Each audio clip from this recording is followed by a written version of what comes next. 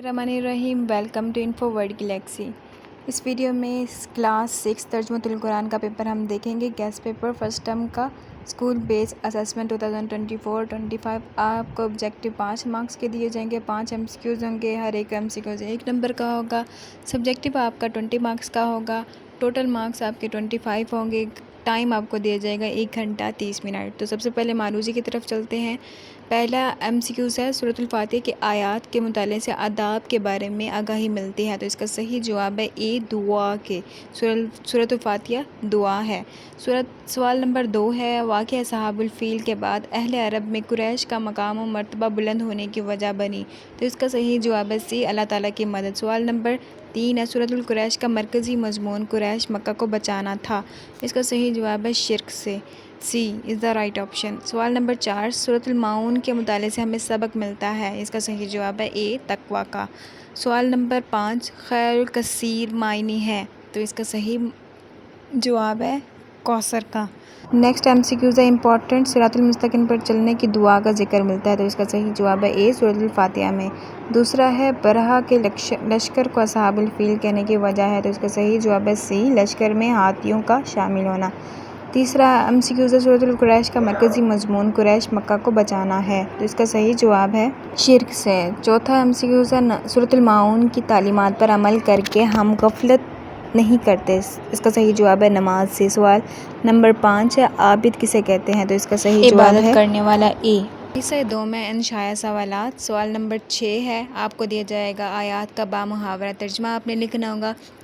ہر ایک آیت کا ترجمہ آپ کا 5 نمبر کا ہوگا، 2 آپ کو دیے جائیں گے، آپ نے دونوں لکھنے ہیں، دونوں آپ کے 10 نمبر کے ہوں گے۔ تو پہلا ہے اہدنا الصراط المستقیم صراط الذین انعمت علیہم غیر المغضوب علیہم ولا الضالین، یہ بھی 5 نمبر کا ہوگا، اور نیچے والی آیت کا بھی 5 نمبر کا ہوگا۔ اس کے آنسر میں آپ کو آگے شیئر کر دوں گی، آپ نے یہ دیکھ لینے اچھے سے۔ سوال نمبر 7 آپ کا دیا جائے گا، مختصر سوالات کے جوابات دیں گے آپ، ہر ایک کوسٹن آپ کا 2 نمبر کا ہوگا۔ پہلا ہے، سورۃ الفاتحہ کا مرکزی مضمون تحریر کریں، تو یہ بھی آپ کا 2 نمبر کا ہوگا۔ دوسرا، سورۃ الکوثر کے نزول کا پس منظر مختصر بیان کریں، یہ بھی آپ کا 2 نمبر کا ہوگا۔ تیسرا ہے، سورۃ الفاتحہ کا 7 مثانی کیوں کہا جاتا ہے، تو اس کا یہ بھی 2 نمبر کا ہوگا۔ چوتھا ہے، سورۃ القریش کے مطابق اللہ تعالیٰ کی نعمتوں کے جواب میں بندے کو کیا کرنا چاہیے، تو یہ بھی آپ کا 2 نمبر کا ہوگا۔ سورۃ الکافرون کو یہ نام کیوں دیا گیا، یہ بھی آپ کا 2 نمبر کا ہوگا۔ یہ آپ دیکھ لیں سارا پیپر۔ اگر آپ کو کوئی بھی کوسچن ہو، کوئی بھی سوال ہو، آپ کمنٹ سیکشن میں پوچھ سکتے ہیں۔ ویڈیو اچھی لگی تو ویڈیو کو لائک کر دیں، چینل کو سبسکرائب کر دیں، اور اپنے دوستوں کو لازمی بھیجیے گا تاکہ ان کی بھی مدد ہو سکے۔ یہ پورا پیپر آپ نے اچھے سے پریپیئر کر لینا ہے، اور آپ لازمی کل بتائیے گا کہ آپ کا یہی پیپر آیا ہے۔ پہلی آیت کا ترجمہ ہے، ہمیں سیدھے راستے پر چلا ان لوگوں کا راستہ جن پر تو نے انعام فرمایا، نہ وہ جن پر غضب ہو اور نہ وہ جو گمراہ ہوئے، تو اس پہلی آیت کا یہ ترجمہ ہے۔ دوسری آیت کا ترجمہ ہے، اس کا جواب ہے، اور میں پھر کہتا ہوں کہ میں عبادت کرنے والا نہیں ان بتوں کی جن کی تم نے عبادت کی، اور نہ تم عبادت کرنے والے ہو جس اللہ کی عبادت میں کرتا ہوں، تمہارے لیے تمہارا دین ہے اور میرے لیے میرا دین ہے، تو اس کا جواب یہ ہے۔ سورۃ الفاتحہ کا مرکزی مضمون تحریر کریں، تو اس کا جواب ہے، سورۃ الفاتحہ کا مرکزی مضمون دعا مانگنے کے طریقے کی تعلیم ہے، ٹھیک ہے۔ نیکسٹ کوسچن ہے، سورۃ الکوثر کے نزول کا پس منظر بیان کریں۔ جواب،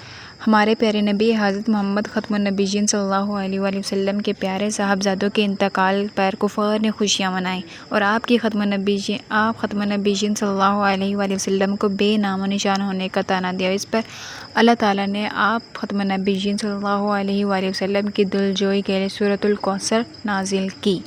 سورۃ الفاتحہ کو 7 مثانی کیوں کہا جاتا ہے، تو اس کا جواب ہے، سورۃ الفاتحہ کی 7 آیات ہیں جو بار بار پڑھی جاتی ہیں، اس لیے اس کو 7 مثانی کہا جاتا ہے۔ سورۃ القریش کے مطابق اللہ تعالیٰ کی نعمتوں کے جواب میں بندے کو کیا کرنا چاہیے، تو اس کا جواب ہے، سورۃ القریش کے مطالعے سے معلوم ہوتا ہے کہ جب کسی کو اللہ تعالیٰ اپنی نعمتیں عطا کرتا ہے تو اسے اللہ تعالیٰ کی فرمانبرداری اختیار کرنی چاہیے، یہ بھی شکر گزاری کی ایک نعمت ہے، ایک صورت ہے۔